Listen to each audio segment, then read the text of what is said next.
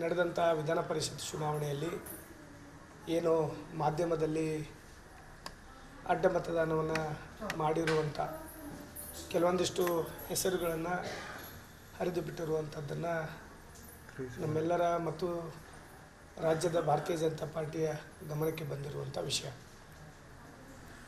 ದುರಾದೃಷ್ಟ ಅದರಲ್ಲಿ ನನ್ನ ಹೆಸರು, ಕೃಷ್ಣ ನಾಯಕ್ ಅವರ ಹೆಸರು ಮತ್ತು ಇನ್ನಿತರ ಏನು ಶಾಸಕರ ಹೆಸರು ಮಾಧ್ಯಮದಲ್ಲಿ ಹರಿದಾಡ್ತಾ ಇರುವಂಥದ್ದನ್ನು ನಾವು ನೋಡ್ತಾ ಇದ್ದೀವಿ.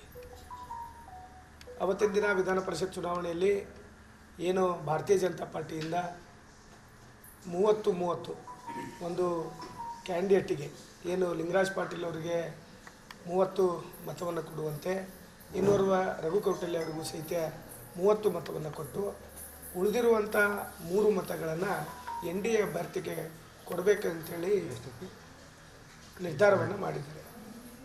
ಅವತ್ತಿನ ದಿನ ಏನು ಈ 30 ಮತದಾನದಲ್ಲಿ ಆ 30 ಜನರ ಸಂಖ್ಯೆಯಲ್ಲಿ ಅಂದರೆ ಲಿಂಗರಾಜ್ ಪಾಟೀಲ್ ಅವರಿಗಾಗಿರ್ಬೋದು, ಇನ್ನೋರ್ವ ರಘು ಕೌಟಲ್ಯ ಅವರಿಗೂ ಅವರಿಗೆ ಹಾಕಲಿಕ್ಕೆ ನಮಗೆ ನಿರ್ದೇಶನ ಇರಲಿಲ್ಲ.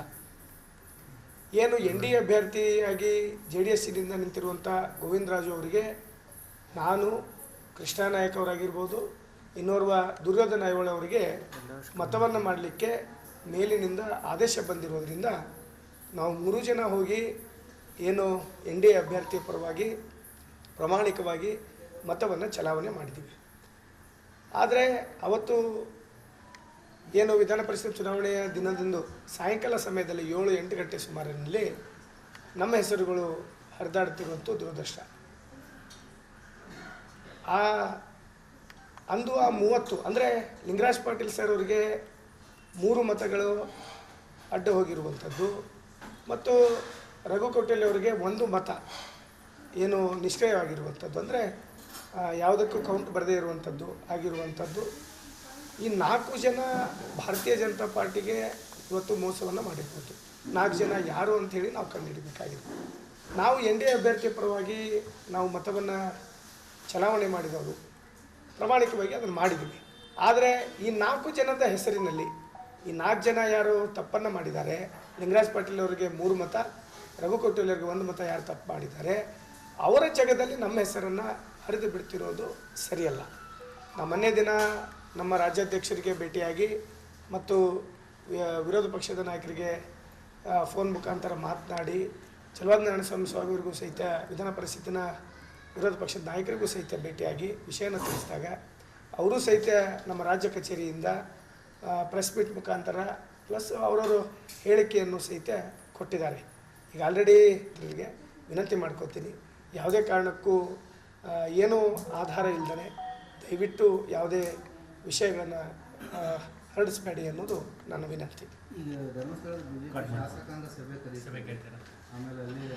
ಧರ್ಮಸ್ಥಳದಲ್ಲಿ ಮಂಜುನಾಥ ಸನ್ನಿಧಿಯಲ್ಲಿ ಆನೆ ವಿಜಯೇಂದ್ರ ರಾಜ್ಯಾಧ್ಯಕ್ಷರು ಘೋಷಣೆ ಮಾಡಿದ್ದಾರೆ ಎಲ್ಲ ಶಾಸಕರು. ನಾನು ಎಲ್ಲದಕ್ಕೂ ರೆಡಿ ಇದ್ದೀನಿ. ನಾನು ಹೇಳಿದ್ದೀನಿ, ನನ್ನ ರಾಜೀನಾಮೆನೇ ಕೊಡಲಿಕ್ಕೆ ನಾನು ರೆಡಿ ಇದ್ದಾಗ ಯಾವ ದೇವರ ಹತ್ರ ಪ್ರಮಾಣ ಮಾಡಂದ್ರು ಮಾಡಲಿಕ್ಕೆ ನಾನು ಸಿದ್ಧದ್ದೀನಿ. ಅದರಲ್ಲಿ ಯಾವುದೂ ಸಂಶಯ ಇಲ್ಲ. ನಾವು ಆ ಸಂಶಯ ಇಟ್ಕೊಂಡು ನಾವು ಮಾಡುವಂಥದ್ದೇನೂ ಇಲ್ಲ. ಅವ್ರು ಎಲ್ಲಿ ಕರ್ಕೊಂಡು ಹೋಗ್ತಾರೆ ಅಲ್ಲಿ ಬರೋಕ್ಕೆ ರೆಡಿ. ನಾನು ಅಲ್ಲಿ ಬಂದು ಅವ್ರು ಪ್ರಮಾಣ ಮಾಡೋಕ್ಕೆ ನಾವು ರೆಡಿ ಇದ್ದೀವಿ. ಈಗ ಅವ್ರಿಗೆ ಆಲ್ರೆಡಿ ಘೋಷಣೆ ಮಾಡಿದ್ರು ಎಲ್ಲ ಶಾಸಕರಿಗೆ ಆನೆ ಪ್ರಮಾಣ ಮಾಡ್ತೀವಿ. ಅವರು ನಿರ್ಧಾರ ತಾವೇನು ಯಾವ ರೀತಿ ಸ್ವಾಗತ ಮಾಡ್ತೀರೋ, ಅವರು ಯಾವ ಧರ್ಮಸ್ಥಳ ಅಲ್ಲ ಯಾವ ದೇವಸ್ಥಾನಕ್ಕೆ ಕರೆದ್ರು ನಾನು ಹೋಗಿ ಆಣೆ ಮಾಡಲಿಕ್ಕೆ ನಾನು ರೆಡಿ ಇದ್ದೀನಿ. ಯಾಕಂದರೆ ಇದು ಯಾರೋ ಮಾಡಿದ ತಪ್ಪನ್ನು ನಮ್ಮ ಮೇಲೆ ಎತ್ತು ಹಾಕ್ತಿದ್ದಾರೆ ಅಂತೇಳಿ ಇದು ಬರ್ತಾ ಇರೋದು. ನಾವು ತಪ್ಪು ಮಾಡಿಲ್ಲ, ಅದನ್ನು ಯಾವ ರೀತಿ ಆದರೂ ನಾನು ಓದ್ಕೊಳ್ಳಿ ಅಂತ ಹೇಳಿದ್ದೀನಿ.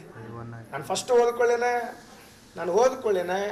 ನಮಗೆ ಲಿಂಗರಾಜ್ ಪಾಟೀಲ್ ಅವರಿಗೆ ಮತ ಹಾಕಲಿಕ್ಕೆ ಕೊಡಿ ಅಂತ ನಾನು ಕೇಳಿದ್ದು.